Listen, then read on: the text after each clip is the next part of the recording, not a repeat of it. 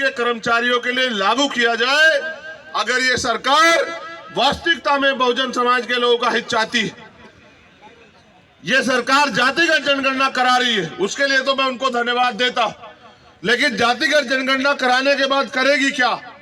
तो मैं ये सरकार को व्यवस्था दिखा रहा हूं कि जातिगत जनगणना करा के, क्योंकि अब 2022 के आदेश के बाद सुप्रीम कोर्ट के 50% की सीमा खत्म हो गई है, तो सरकार बिहार में सबसे पहले 100% रिजर्वेशन लागू करे। जिसकी इतनी संख्या भारी उसकी उतनी हिस्सेदारी। 52% ओबीसी को 52% आरक्षण दे। जो आबादी दलित आदिवासियों की है उनको उनके बराबर आरक्षण दे। जो आबादी मुस्लिम समाज की है उनके बराबर आरक्षण दे। और जो आबादी स्वर्ण समाज की है 5-7-10% तो उनको भी हमारा अधिकार ना लूटने दे, उनको भी उनकी संख्या के आधार पर व्यवस्था कराए कि जो हमारा अधिकार छीन रखा हुआ वो बंद हो।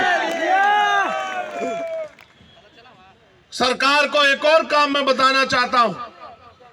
मैं कल लखनऊ में था, वहां रेलवे के कर्मचारी मेरे पास आए, जबकि वो सेंटर के अधीन है। मगर मैं यहां की सरकार से कहना चाहता हूं कि सरकार चाहे तो इन वर्गों के कर्मचारियों का भला करने के लिए पुरानी पेंशन को वो बिहार में शुरू कर सकती है, जिसका बड़ा लाभ इन वर्गों के कर्मचारियों को मिलेगा और वो अपने पैरों पे खड़े रहेंगे। आने वाले समय में पे बैक टू सोसाइटी के जरिए वो समाज में महापुरुषों के आंदोलन को चलाने का काम करेंगे। और इसके बाद जहां तक मुझे जानकारी है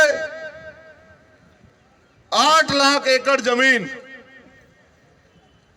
यहां सरकारी 8 लाख एकड़ जमीन है। 18 लाख ये जानकारी मुझे बिहार के साथियों ने दी। अगर सरकार वाकई में संवाद करना चाहती है तो वंचित वर्ग के लोगों को कृषि करने के लिए, घर बनाने के लिए, क्योंकि आपकी कई योजनाएं गरीबों का घर छीन रही है। जो 33 साल से लोग बसे हुए हैं बक्सर में, उन्होंने मुझे आके बताया कि सरकार योजना चला रही है, बहुत अच्छी बात है, लेकिन अपने लोगों के घर उजाड़ के तालाब बना के कौन सी योजना आप चलाने का काम कर रहे हैं? इसलिए अगर सरकार करना चाहती है, आज आपके पास मौका है। उस जमीन को, क्योंकि हमने उत्तर प्रदेश में देखा है, मान्यवर काशी राम साहब कहते थे कि जो जमीन सरकारी है वो हमारी है, तो उस जमीन को गरीबों में बांटने का काम करे, जिससे ये गरीब खेती या अन्य कोई रोजगार करके अपने पैरों पे खड़े हो। आपके पास मैंने कई रास्ते आपको दिखाए। आप देश की सत्ता में भी जाने की बात करते हैं, ऐसी चर्चाएं भी हैं, लेकिन जब आप मुख्यमंत्री बनके अपने प्रदेश में काम नहीं कर सकते तो देश की सत्ता पे आपको कौन बिठाएगा? यही वर्गों के लोग वोट के आधार पे वोट देके तय करते हैं कि देश की सत्ता पे कौन बैठे। ये ठगे गए हैं।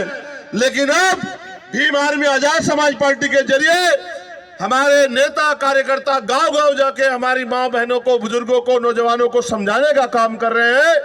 अब ये ठगे में नहीं आएंगे, अब हम मांगेंगे नहीं। ये लड़ाई हिस्सेदारी की है। तो मैं आपसे अपील करता हूं कि यहां से जाने के बाद मेरे साथियों सोना मत। हमारे नेता भाई जौहर आजाद जी, अनिल प्रधान जी, रवि कुशवाहा जी, अमर ज्योति जी, अबूजर खान जी और तमाम नेता, निशान जी, वो सब लोग, अमित पासवान जी बहुत मेहनत करते हैं, आपके बीच में रहते हैं, हर अन्याय का सामना आंख से आंख मिला के करते हैं, आपकी आवाज को उठाते हैं। उनके हाथों को मजबूत करने का काम करना, उनकी ताकत बनने का काम करना, उनको आगे बढ़ने के लिए उनके साथ खड़े रहना, तो आपके अधिकारों पे कोई डाका बिहार में नहीं डाल पाएगा, ऐसा मेरा मानना है। इन मांगों के लिए हम सरकार को 1 महीने का समय देते हैं। सरकार के पास 1 महीने का समय बहुत है। अगर 1 महीने के अंदर सरकार इन मांगों को